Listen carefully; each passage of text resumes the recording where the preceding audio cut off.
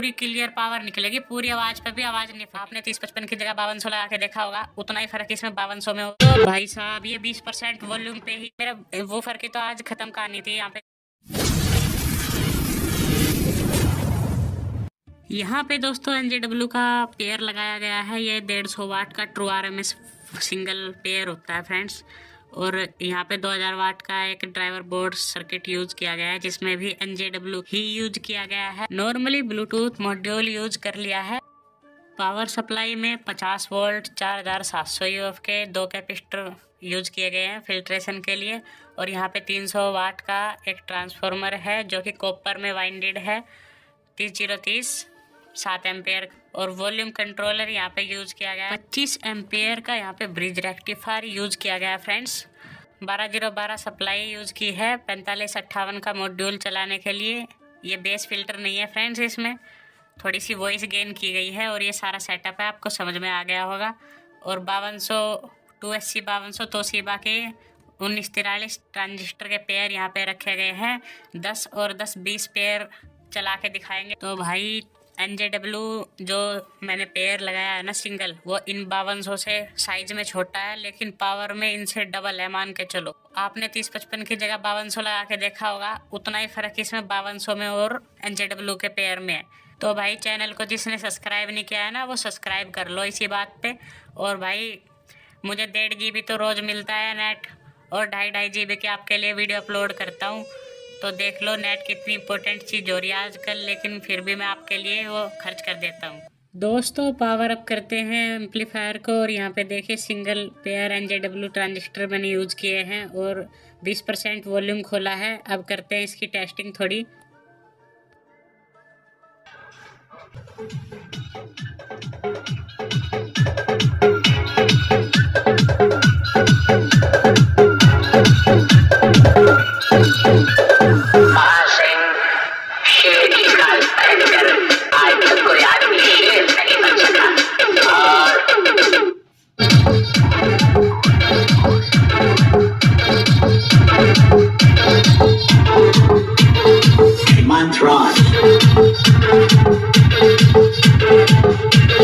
तो भाई साहब ये 20% वॉल्यूम पे ही कितना ज़्यादा वूफर बस फटने वाला था। देखिए दोस्तों यहाँ पे ये पेयर के अंदर TTC 5200 और 2SC 5200, कहीं पे कुछ TTC 5200 और कहीं पे 700 डिजिट है, तो कहीं पे 500 डिजिट है, कहीं 714 है, कहीं पे 843 है, कहीं पे 500 TTC का लगाया गया है, 523 नंबरिंग का। तो ये यहाँ पे मैच नहीं किए गए हैं।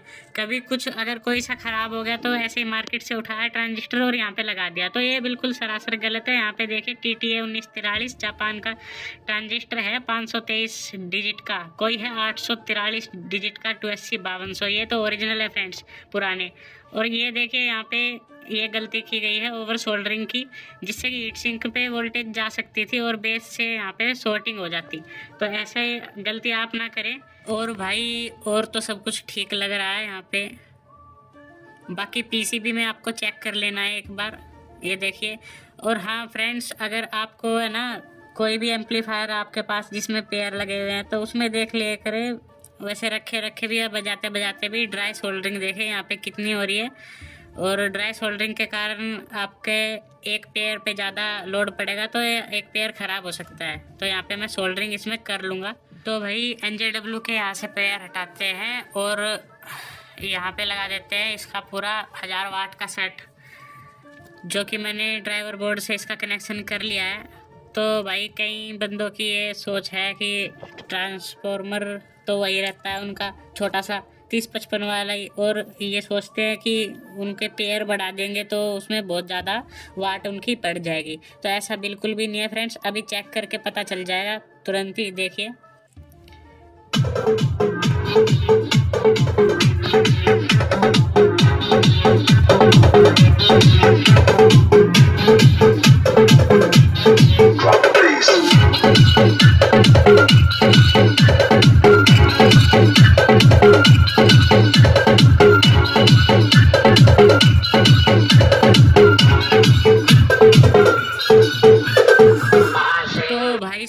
बिना बेस ट्रिवल के कितना ज़्यादा बेस फेंक रहा है, ये देख लीजिए आप। और यहाँ पे 10 पेयर पूरे मैंने लगा दिए थे, फिर भी देख लो 20% वॉल्यूम पे उतना ही बज रहा है, लेकिन बेस पूरा आ रहा है फ्रेंड्स। अब मैंने देखिए ये यहाँ पे 20 पेयर पूरे जोड़ दिए, अब देखते हैं क्या रिजल्ट निकल के आता है।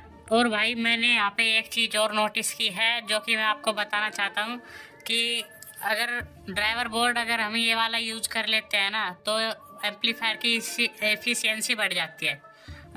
जैसे कि छोटा सा ट्रांसफार्मर ही आपका है ना, और उस पर ज़्यादा हीट करता है ट्रांजिस्टर और कम पावर निकलती है, लेकिन ये ड्राइवर ट्रांजिस्टर बदल के है ना, आपकी पूरी क्लियर पावर निकलेगी, पूरी आवाज़ पे भी आवाज़ नहीं फटेगी। ये बात मैंने इसमें देख ली है पूरी। तो चलिए इसकी भी एक टेस्टिंग कर लेते हैं।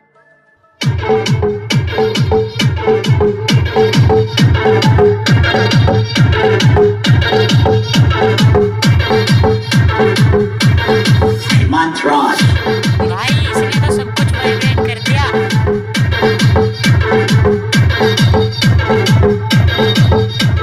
8 इंच ऊपर से भाई सब कुछ हिल रहा है यहाँ पे। तो भाई मुझे नहीं पता था ऐसा होगा, भाई कमाल हो गया।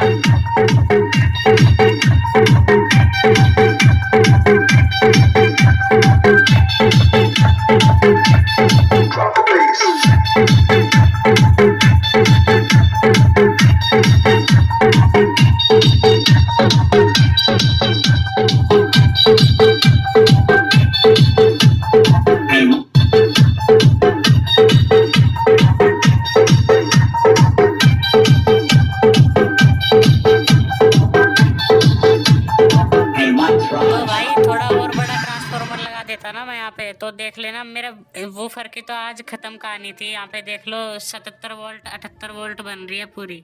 तो दोस्तों अब आपको इंतजार जिस चीज़ का था वो भी कर लेते हैं। आउटपुट में जो वोल्टेज आएगी ना एसी जिससे वाटेज बनती है वो भी अब यहाँ पे चेक कर लेते हैं।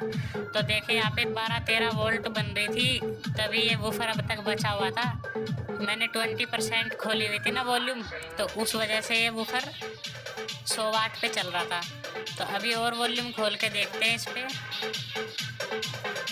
तो देखिए 20, 21, 25 वोल्ट तक चला गया फ्रेंड्स। ओह 31 वोल्ट इसमें एसी वोल्टेज आउटपुट आ रहा है। और 31 वोल्ट की फ्रेंड्स कैलकुलेशन करके दिखाऊँ ना मैं आपको, अभी स्क्रीन पे देखो आप। तो भाई इस पे है ना 20 पेयर पे आप आधे ओम पे भी चला सकते हो, लेकिन 1 ओम पे आप चलाओगे ना तो 1000 वाट तक अप्रोक्स निकाल देगा इतनी वोल्टेज पे। और भाई अब तुम पूछोगे कि इतनी वॉल्यूम खोल दी और फिर भी आपका स्पीकर नहीं जला, तो मैंने अभी स्पीकर को है ना कैपेसिटर के थ्रू चला रखा था। और भाई यहाँ तक आए हो तो लाइक कर देना वीडियो को और सब्सक्राइब भी कर देना चैनल को।